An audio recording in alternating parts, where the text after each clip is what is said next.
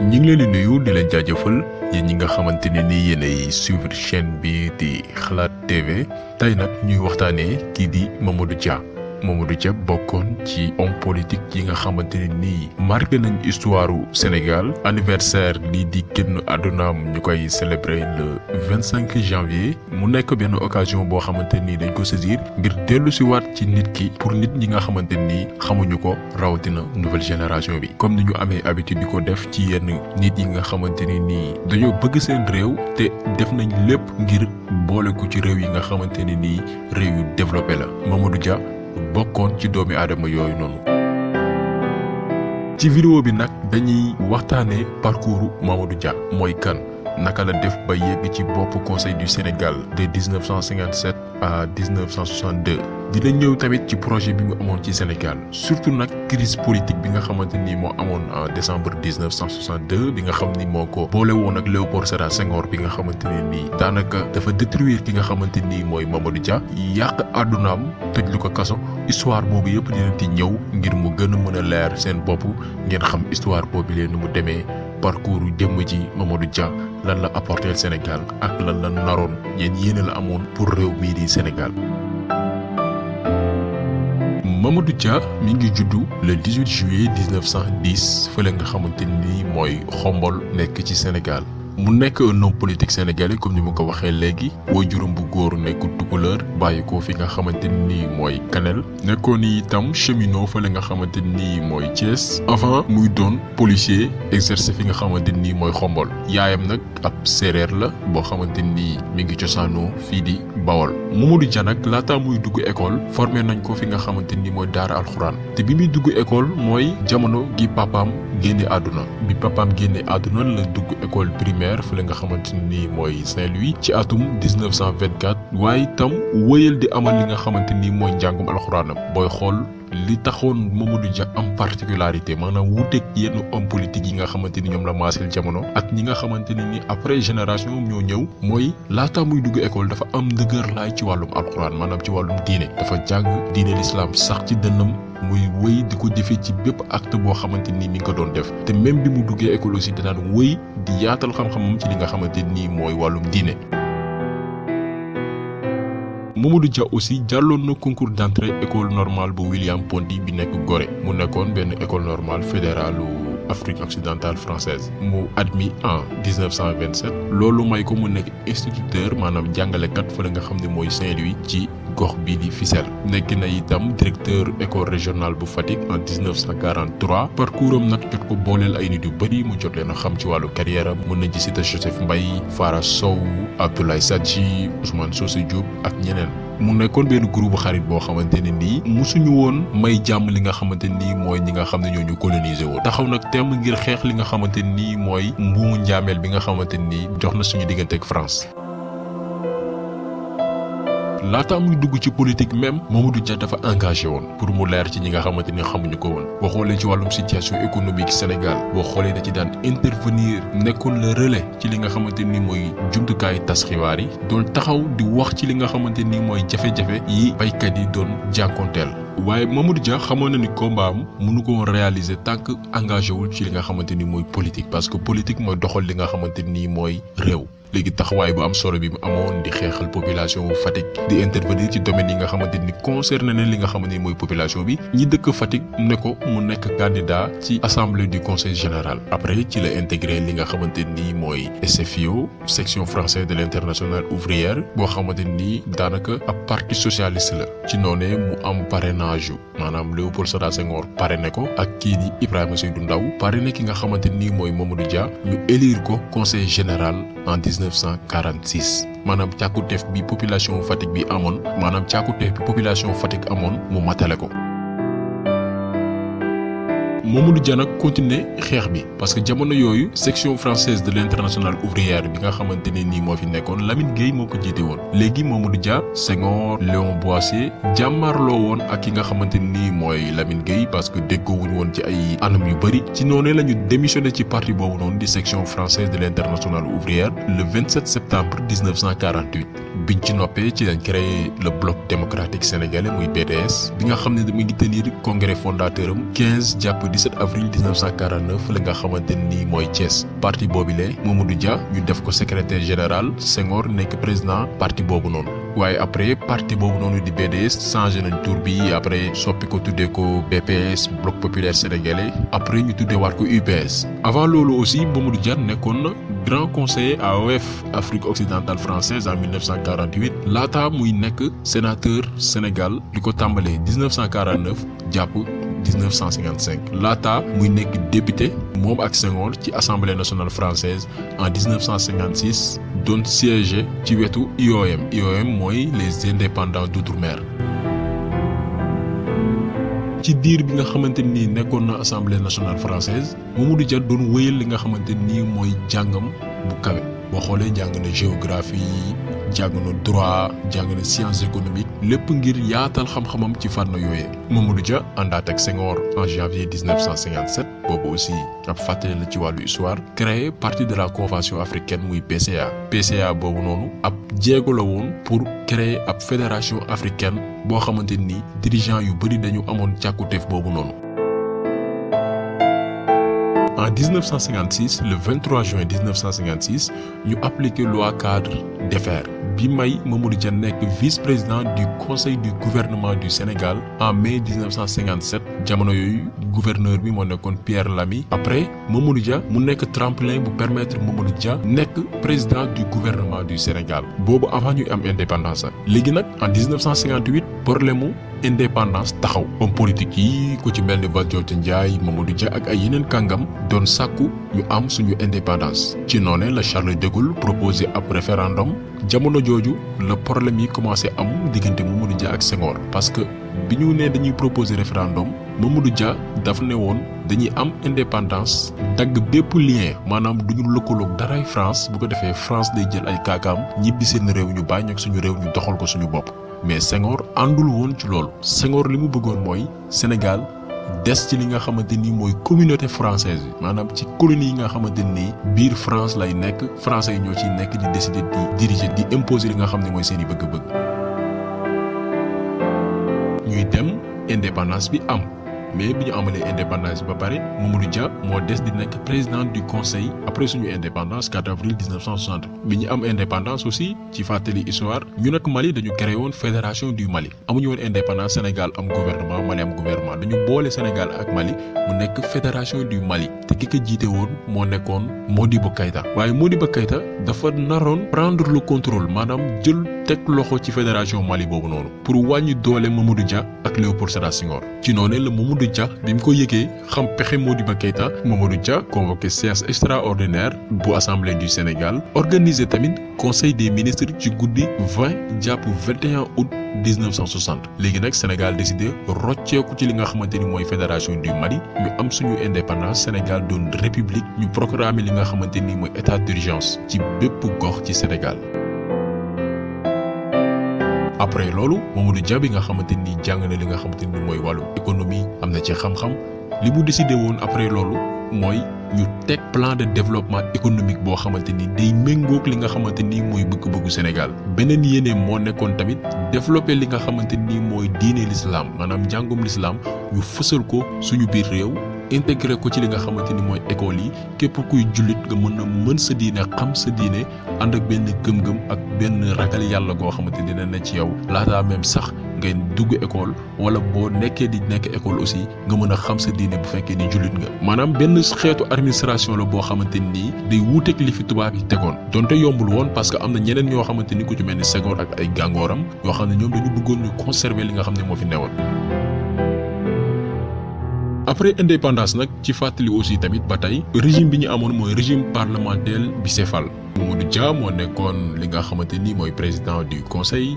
doon incarné li nga xamante ni mooy état boobu noonu lépp lu jëm ci wàllu politique ak wàllu biir réew mi moom Mamadou Dia moo ko doon gérer lu jëm nag ci wàllu politique extérieure président de la république ki nga xamante ni mooy Léopold Sédar Senghor moom moo ko doon gérer. ci jamono yooyu nag ak yéene yi Mamadou Dia amoon ci la problème am ak Léopold Sédar Senghor commencé nag di fës parce que Senghor àndul woon ci li nga xamante ni mooy politique économique maanaam doxalin bi ci wàllu koom bi Mamadou Dia bëggoon fee teg ak beneen yéene Mamadou Dia boo xamante ni Mamadou Dia amoon na ko mooy néewal doole ay député yi nga xamante ni ay opportunistes lañu woon yi nga xam ni yu ci bëri defoon nañ ko après indépendance bëggoon profité wu parce que am nañ indépendance parce que jamono yooyu député yi dañu amoon ay augmentation de salaire dañu yokkoon seeni salaire yu ci bëri ñu dem di leb ci li nga xamante ni mooy banques yi te duñu fay am tamit ay action ci yi nga xamante ni mooy ay sociétés yoo xamante ne nii ñoo ne ci biir réew mi daan ci am ay action ba pare daan ci wutal ay action seeni jabar ak seeni doom alors que loolu méngoowul ak ligne politique bi nga xamante ni seen parti bi nga xamante ni Mamadou Dia ak Senghor ñoo ko teg li nga xamante ni moo nekkoon seen yéene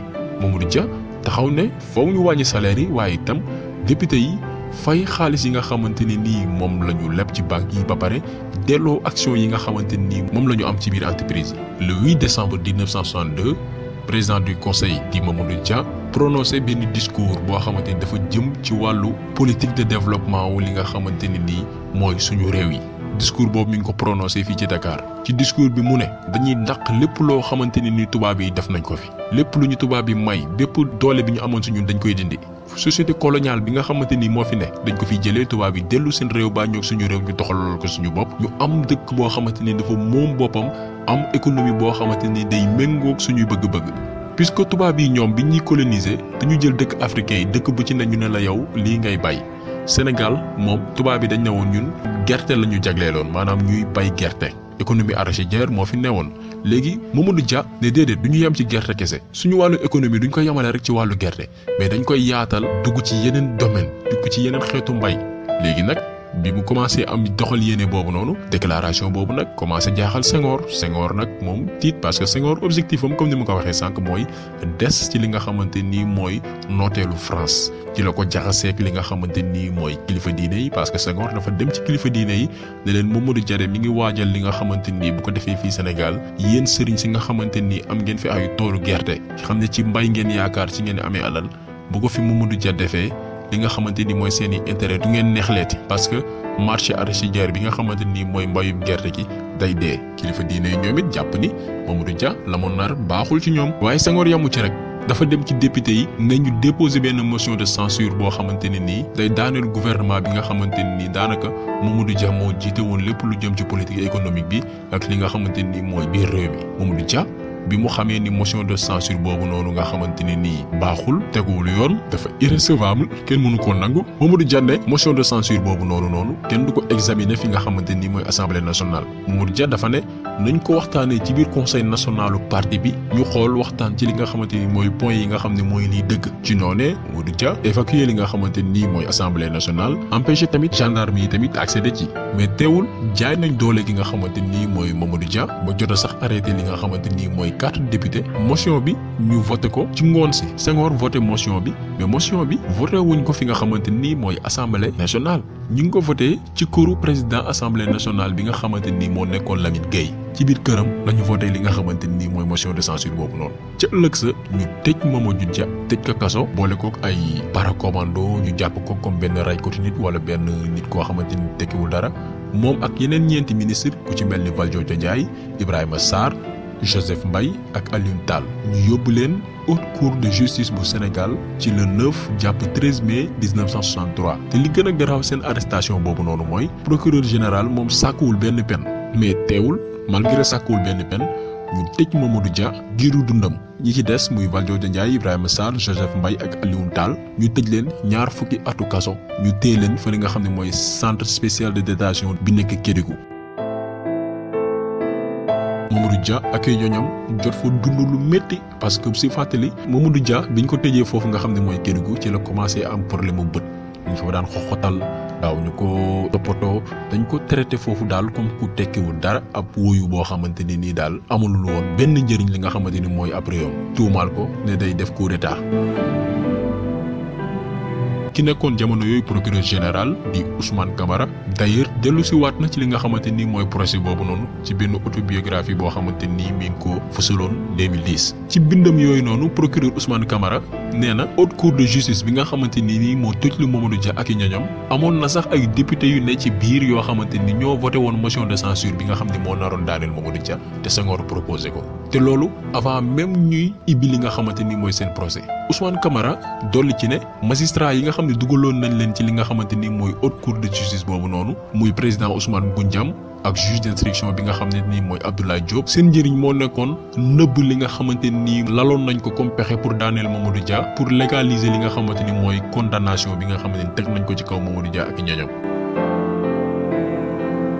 te leneen li gën a garaaw mooy instant bi nga xamante ni Mamadou Dia ak ñeneen ñi ngi ci biir kaso bi ñu tëj leen ay français ci boppam ku ci mel ne Jean-Paul Sartre wala sax François Mitterrand sàkk woon nañ ci Senghor mu bàyyi Mamadou Dia ak ñi nga xamante ni ñoom lañ téewoon waaye Senghor dafa lànk tëdd ci suuf parce que dafa amoon ay pexe yu mu naroon biir Sénégal te tant que Mamadou Dia génn na nekkul biir kaso du ko mën a matale dafa xaar ba 1974 mars 1974 mu libéré leen gracier leen ñu def fukki at ak benn ci kaso bi Mamadou Dia def fukki at ak benn ci kaso bi moom ak ñoñam période boo xamante ni nii Senghor planifié na lépp politique coloniale bi nga xamante ni bëggoon na ko fi teg pour dooleel France biir Sénégal def na ko ak yeneen politique yoo xamante ni nii sénégalais yi du leen amal benn njëriñ ñu amnistier leen li nga xamante ni mooy avril 1976 te jamono jooju ñoom Mamadou Dia ki bokkoon ci seen avocat yi di ancien président Abdoulaye Wade.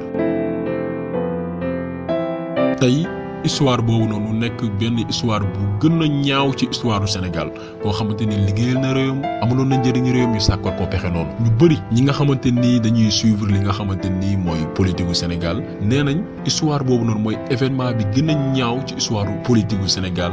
mu nekk tamit jëf gi gën a ñaaw gi Senghor def. Mamadou Dia nag après bi ñu ko libéré mu créé mouvement démocratique populaire MDP en 1981 waaye parti bi jotul woon am li nga xamante ni mooy doole bu baax parce que Mamadou Dia perdoon na temps bu bëri parce que fukki at ak benn ko def ci kaso nit ñi dañ lay xaw sax farfaate amul woon doole bu baax d'ailleurs Valdiodio Ndiaye bi nga xamante ni dañ leen jotoon na tëj moom ak Mamadou Dia dafa mujj rejoindre parti socialiste jàppale ki nga xamante ni mooy président Abdou Diouf bi nga xam ni moo remplacé woon Léopold Sédar Senghor ci élection présidentielle du 1983 yi. Le 17 décembre 1992 maanaam fanweeri at après événement yooyu yëpp général Jean-Alfred Diallo bi nga xam ne nii dañ ko nommé woon chef d'état-major par Léopold Sédar Senghor mu remplacé Amadou Fall Jean-Alfred Diallo boobu noonu defoon na benn déclaration xamal que ni Mamadou Dia musul def coup d'état contre Senghor te musul jéem a def coup d'état jëmale ko ci Léopold Sédar Senghor Jean-Alfred Diallo bi nga xam ne Léopold Sédar Senghor moo ko nommé woon chef d'état-major moom nee na ci boppam ci làmmiñam histoire coup d'état bi Senghor daf ko créé woon juste pour lëndëmal xelu nit ñi pour am ndigg sërëx boo xamante ni dina ci mën a jaarale Mamadou Dia pour tëj lu ko kaso loolu rek ay leeral la pour xamal leen ni lépp lu ñu waxoon ay sos la du dëgg Mamadou Dia après échec politique bi nga xamante ni am na ko gannaaw bi ñu ko tijjee ba pare mu perdre at yu bëri Mamadou Dia teewul ni sénégalais respecté nañ ko nekk une personne morale biir Sénégal nekk tamit jullit dëgg parce que bi Senghor génnee àdduna Mamadou Dia témoignage bu rafet la def ci li ki nga xamante ni mooy Senghor loolu rek di dëggal nit ki dimension bi mu àggoon ak jëlale esprit jëlale bi nga xamante ni amoon na ko. Mamadou Dia tamit ci wàllu dundam bind na ba ay fii def na ay publication biñ ci gën a ràññi mooy premier gouvernement du Sénégal en 1960 def na tamit ab contribution sur l'étude du mouvement coopératif en Afrique noire def na tamit ay taxaw seetlu ci économie Afrique noire ak problème yi nga xamante ni moo téye mu dem ci wàllum tamit nation africaine et solidarité mondiale def na ci tamit ay publication def na tamit ay publication ci wàllu l'islam ak société africaine yi ak culture industrielle bi def na tamit ay essais yu bëri li nga xamante ni mooy diine l'islam bi nga xamante ni daf ci teniroon bu baax ak ay yeneen ak yeneen yoo xamante ni yu bëri def na ci ay mbind bafi ci tënk kii mooy Mamadou Dia mënuñu nag fësal lépp ci benn vidéo d'ailleurs am na yu bëri yoo xamante ni jotuñu ko cité parce que lu bëri la ñu mën a wax ci jëmm jooju di Mamadou Dia parce que Mamadou Dia dafa amoon projet de société maanaam dafa amoon projet pour tabax doomu aadama tabax nit jox Sénégal benn xar kanam goo xamante ni wute naag fi ko tubaab yi bàyyi woon bu guddi mësaan jot jamono gi mu nekkee ci boppu nguur da daan di wër tuuru Dakar yi di wër mbeddu Dakar yi di wër ñi nga xamante ni mooy jigéen ñi naan dañuy jaay seen bopp bu leen jàppee ba pare du leen tëj kaso déedéet da leen wutal ay jëkkër wala mu wutal leen liggéey tey ñu ci bëri ci jigéen yooyu tey jur nañ fi ay doomu kilifa ñu màgg tekk doon ñu respecté ci biir réew mi te liggéeyu Mamadou Dia la am na ci ay yeneen yu mu def ngir réewam waaye malheureusement Senghor moo yàq projet bi nga xamante ni moom la amoon ngir lan intérêt France Senghor bi mu fi sàqalee pexe ba pare Mamadou Dia li mu def mooy copier loi yi nga xam ne ñoo nekk France indi ko fii nii Sénégal légaliser li nga xamante ni mooy prostitution maanaam jaay sa bopp yàq ay xale jigéen di promouvoir di doole li nga xam ne mooy caaxaan avant muy jox réew mi Abdou Diouf bi nga xamante ni ci yoonam la topp ci ay tànkam la toppaat donc vidéo bi tay loolu la woon jagleeloon ko Mamadou Dia di ko ñaanal rek suñu borom yërëm ko xare ko ci aljana yi gën a kawe yéene yi nga xamante ni moom la amoon Sénégal yàlla na ko suñu borom fay fële mu tëdd yàlla def ñu doon ay Mamadou Dia may ñu ay homme politique yu mel ne Mamadou Dia ngir Sénégal mën a doon réew mi nga xamante ni moom lañu bëgg donc ñu ngi leen di gërëm di leen jaajëfal di leen jox dig daje beneen yoon ak beneen vidéo jaa ngeen jëf